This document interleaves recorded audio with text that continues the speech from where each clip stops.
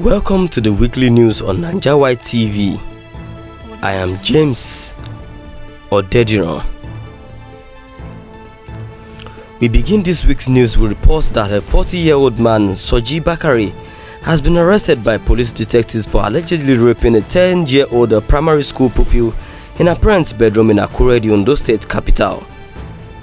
The suspect was caught while assaulting the victim at her parents' house located at Ayeyemi Street, Isolo area of Akure, the state capital.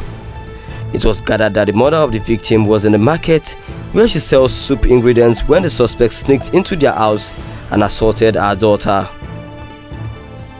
Reports have it that the suspect, whose wife also sells in the same market as the victim's mother, headed for the victim's parents' house after he made sure that her mother had left the house for the market. Speaking with newsmen, the mother of the victim, Yinka, said that good Samaritans caught the suspect while raping her daughter inside her room and handed him over to the police. Yinka said that her daughter had been rushed to a private hospital by police detectives for treatment. Nigerian Army has said that troops under the Joint Air and Land Component of Operation Adinkai had neutralized more than 37 Boko Haram terrorists who were converging for a meeting near Sambisa Forest in Borno State. Director Army Public Relations Brigadier General Onyema Nwach will disclose this in a statement made available to newsmen. Brigadier General Nwach in a statement noted that the successful operation began when the vigilant groups observed the movement of 6 gun trucks within Sambisa Forest general area, which were subsequently located at a settlement near Uwe. He added that the trucks later moved to a remote location. They were joined by other terrorist elements in what seemed like a convergence for a meeting. Socialite and businessman Obi aka Obi Cubana, has been arrested by Economic and Financial Crimes Commission (EFCC). The Anambra-born tycoon, who arrived at the headquarters of the EFCC at Jabi, Abuja, was still being interrogated by operatives of the commission as at 10:30 p.m. Though allegations against the socialite were sketchy as of press time, a source disclosed that this case borders on alleged money laundering and tax fraud. When contacted, spokesman of the commission, Wilson Uwujarin, said he was yet to be briefed on the development. It was unclear as at press time if the businessman, who commands large followers across Nigeria, will sleep in EFCC cell or be released on bail to go home before daybreak. A 21-story building has collapsed in Lagos State. The building, which is under construction, is located at off Alenzada Way Gerard Road in Ikoyi, Lagos State. Reports say that unspecified number of construction workers are trapped in the rubble. As of the time of filing this report, no one has been rescued. This is as rescue efforts is yet to commence, as only a team of policemen and ambulance were seen at the location almost 2 hours after the incident.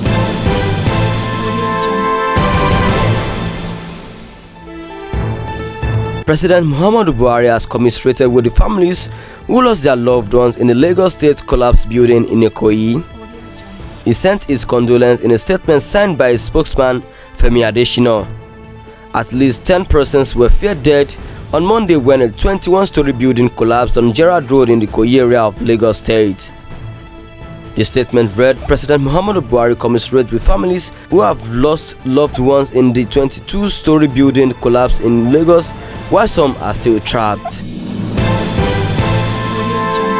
The structure, located at 20 Gerard Road, went completely down at about 2:45 p.m. on Monday, causing unrest in the area. The news agency of Nigeria has revealed that the owner of the collapsed 21-story building in Ikoyi has been arrested. The report revealed that the arrest came after the Lagos State government confirmed that it only gave approval for the contractor to construct only 15 floors, but they went ahead to construct 21 floors. Accountant General of the Federation, Ahmed Idris, has said that his office proposed 36 million naira in the 2022 budget to combat antelopes, snakes and other reptiles that trouble them. He also said that his office will incur extra charges in the payment of personnel attached to Nigerians' foreign missions and embassies, which will affect the proposed 410 million to $1 exchange rate by the federal government in the budget to 425 to $1. Idris disclosed this at the budget defense session with the House of Representatives Committee on Finance. The office proposed a total of 10.470 billion naira for the 2022 fiscal year. But identifying 36 million naira earmarked for fumigation in the budget, the committee asked Idris to defend it and offer explanations, noting that the allocation to the item might be higher. In his response, Idris explained that the office had other offices in the 36 states of the Federation, in addition to its zonal offices in the 6 geopolitical zones, headquarters, and a Treasury Academy in Abuja. He said the funds would help them to adequately fumigate, especially academies surrounded by bushes with antelopes and snakes. The Independent Corrupt Practices and Other Related Offences Commission (ICPC) and the Department of State Services (DSS) had arrested 48 individuals for their alleged illegalities in the conduct of the Joint Universities Preliminary Examinations Board (JUPEB). Spokespersons for ICPC, Mrs. Azuka Ogugwa, in a statement in Abuja said the suspects were arrested from Wellspring University, Benin, Edo State, Christopher University's Mowe, Ogun State, and Crown Hill University, Ilorin, Kwara State. She said the joint operations tagged Operation Combo, conducted in collaboration with the Ministry of Education, led to the arrest of lecturers, security officers, workers, and students from some of the participating universities in the examination. She added that similar operations was carried out in McPherson and Precious Cornerstone Universities in Ibadan and Ilara Ekpe in Oyo State respectively, that led to more arrests of suspects. Azuka explained that credible intelligence gathered during the operation showed active involvement of the parents of the students and the management of the universities. In entertainment gist, fast-rising Nigerian artist Mohbad has reportedly been arrested and detained at an airport by law enforcement agents in the Republic of Cyprus. Mohbad, who took to his Instagram stories to disclose this to his fans on Saturday, stated that he is currently being held up in an airport prison. According to the feel-good crooner, who is currently signed to Naira Marley's Malian music label, his detention in Cyprus is as a result of being played dirty by the organizers of a show he performed at. Mohbad wrote on his Insta stories, "I have been stuck at the Cyprus airport prison. The show promoter got me effed up." On the foreign scene, family and friends have been paying tribute to those who died following a crash surge at rapper Travis Scott's Astronauts Festival in Houston, Texas. At least 8 people were killed and hundreds hurt at the music event, which is now under interrogation by police. Scott has said he is working to help the families of the ones that was lost after the crowd pressed forward while he was on stage on Friday night. Most of the victims were young people, with the youngest said to be just 14. And in sport, Aston Villa has sacked manager Dean Smith after 3 years in charge. Smith, 50, leaves following Villa's 1-0 defeat by Southampton on Friday, the club's 5th successive defeat in the Premier League.